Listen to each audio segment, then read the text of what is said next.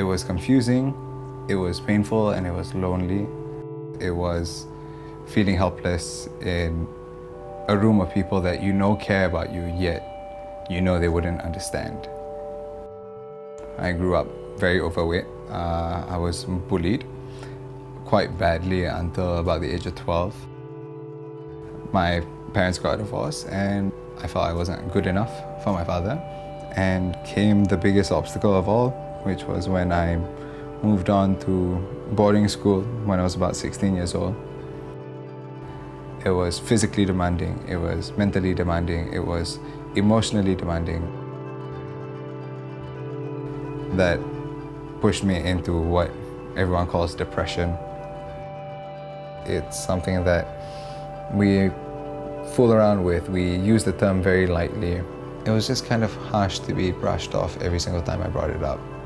It kind of felt like no one really bothered to care about how I felt or what I was going through. Felt more scrutinized in large groups of people. I felt as if no matter what, even if they weren't talking, that they were criticizing me, they were thinking about something and there was something wrong with me. There is a stigma attached to mental health.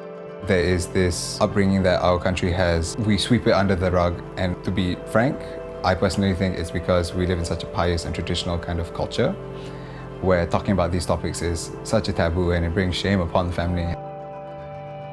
We avoid these topics. We refuse to actually accept it as a problem that a lot of people face, and we refuse to deal with it directly just because of shame.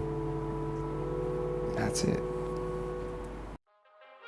I was lucky enough to have a loving family, and I had an amazing girlfriend. They were the only people in my life that actually meant well. When I was ready to get my life together, they were there to welcome me back, open arms. I decided to take a few people under my wing. Honestly, it was one of the best experiences I've ever had. Being able to see 5 of my juniors grow exponentially and make the best out of themselves.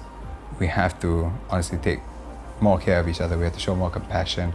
We have to be more observant. It's not something that we can avoid.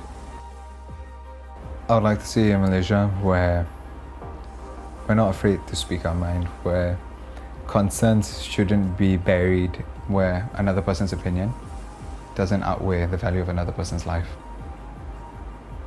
I believe that if we all do this collectively, it will be worth it.